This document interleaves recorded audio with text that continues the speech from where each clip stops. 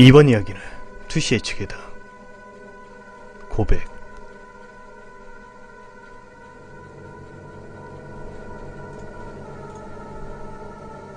이건 제법 오래전의 일이다. 고등학교 재학 시절 사이가 좋았던 친구와 우연히 제외했다. 너무 반가워서 한잔하러 가게 됐다. 그때는 나도 친구도 알바만 하고 있어 하루 벌어 하루 꾸려가는 상태. 친구는 TV 방송국 관계로 알바를 하고 있었는데 연예인 누구누구를 봤다는 등 자랑을 늘어놨다. 살고 있는 곳이 의외로 가까워서 종종 만나서 놀곤 했다. 어느 날 친구가 흥분해서는 이상한 것을 가지고 왔다. 비디오 테이프와 더럽혀진 서류였다. 레이블에는 심령 폐허에 도전하다, 그런 말이 매직으로 적혀져 있었다. 그 위로 빨간 매직으로 크게 X 표시가 되어 있었다. 서류는 방송 대본이었다. 꽤 예전 것으로 심령물이 붐이었을 무렵 친구는 보관 창고에 처분하는 물건 중에 있었다고 했다. 방송국을 새로 단장하는데 쓰레기를 운반하다가 찾아냈다고. 테이프는 보통 그런 플레이어로는 재생되지 않았다. 매니아인 아는 분 집에 가서 재생을 시켜봤지만 내용은 지워져 있었다. 친구가 마침 지금 골든 위크여서 길도 텅 비어있으니까 모험 삼아 가보자고 말 꺼냈다. 나는 당시 심령을 전혀 믿지 않았었다. 그래서 재밌겠다는 가벼운 생각으로 오케이 했다. 친구와 선배에게 돈을 주고 사륜 구동 자동차를 빌려왔다. 그걸로 텅텅 빈 고속도로를 타고 대본에 적혀있는 곳으로 향했다. 우리들이 흥미를 가진 것은 적혀있던 장소가 의외의 곳이었기 때문이다. 보통 사람이 죽은 폭포라든지 자살자가 많은 다리 같은 곳인데 여기 국가기관이었다. 시험장 철거지.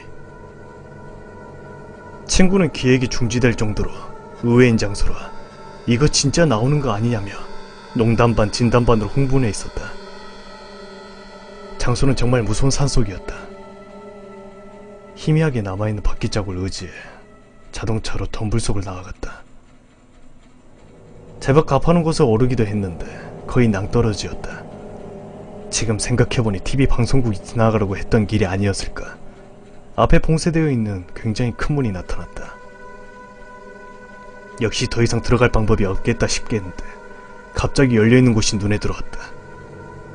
굉장히 큰 건물이었다. 사람이 기척은 느낄 수 없었지만 폐허 같진 않았다. 창문 같은 것도 깨져 있지 않았고 흔히 있는 장난 섞인 낙서도 전혀 없었다. 오히려 깨끗한 느낌이었다. 마치 처음부터 사용되지 않았던 것 같아. 친구는 갑자기 새소리 같은 게 들리지 않게 되었다고 말하며 떨고 있었다. 정말로 심하게 조용했다. 바람 소리조차 없었다고 생각한다. 이때는 벌써 해질 무렵으로 건물이 짙고 어두운 붉은 빛으로 물들고 있었다. 나는 정말로 믿지 않았다. 하지만 친구는 굉장히 무서워하며 그만두자고 했다.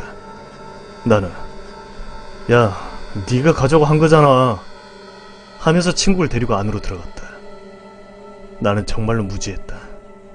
정면에 보이는 큰 유리창은 한쪽이 빠져 있었다. 안은 신축과 다름없었다. 굉장히 이상한 느낌. 어째서 폐허라는 거지? 라고 생각했다. 바로 사용 가능할 것 같은 상태였다. 정말 깨끗한 폐허였다. 야, 여기 진짜 깨끗한데? 하고 친구에게 말했지만 안 들리는 것 같았다. 친구가 돌아가고 싶다고 했지만 이제 막 입구를 지나 통로였다. 나는 2층도 보러 가자고 했고 친구는 가기 싫다고 했다. 나는 친구에게 겁쟁이라고 하고는 2층으로 올라갔다. 2층에 올라가니 긴 통로가 기다리고 있었다. 막다른 곳까지 창문이 쭉 있어 마치 학교의 복도 같은 느낌. 그 도중에 소파가 놓여져 있는 흡연 구역 같은 곳이 있었다. 그리고 바닥에 카메라가 굴러다니고 있었다. 촬영용이라고 생각되는 커다란 카메라가 부서진 채 먼지를 뒤집어 쓰고 있었다. 나는 갑자기 무서워졌다. 바로 여기서 무슨 일이 일어난 게 분명하다고 생각했다. 그때 1층에서 친구의 목소리가 들려왔다. 비명을 지른 느낌이 아니라 일정한 목소리로 아 라고 서둘러 내려갔더니 통로의 입구 쪽이 아니 그 반대쪽 막다른 곳에 있었다. 정말로 무서웠다. 친구는 막다른 곳의 벽에 대자로 딱 붙어 있었다. 벽을 향해. 난 다가서 말 걸었지만 아까와 같이 아라고 하며 벽을 향해 있었을 뿐이다. 그리고 어깨를 잡는 순간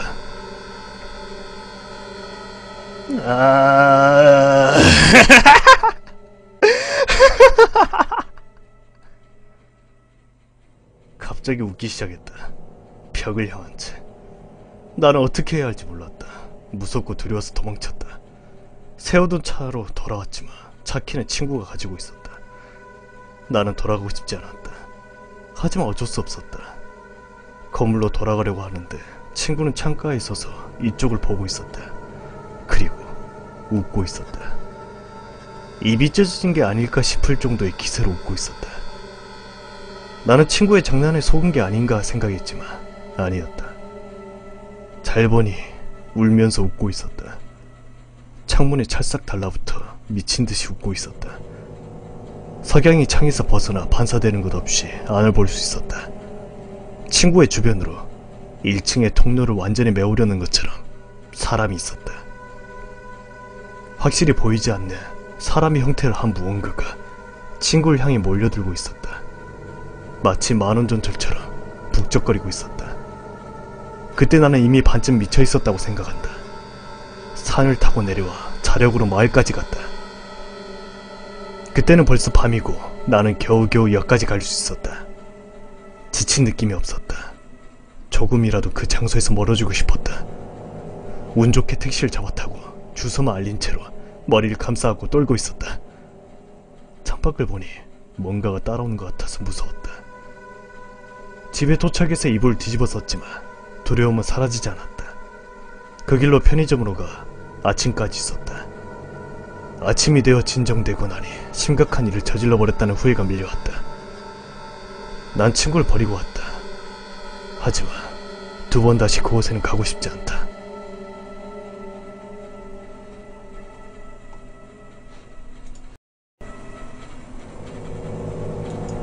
알바를 무단으로 그만두고 빈둥빈둥 지내고 있었다. 가벼운 불면증이 와서 패밀리 레스토랑 같은 데서 밤을 지새곤 했다. 얼마나 지난 걸까? 전화를 했더니 친구가 돌아와 있었다.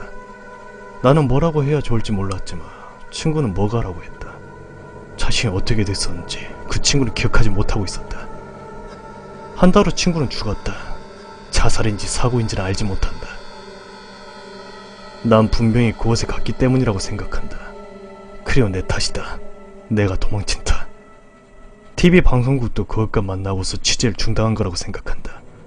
그것은 사람이 들어가서는 안 되는 곳이었다. 누군가 고민을 타인에게 말하고 나면 편해진다고 했던가.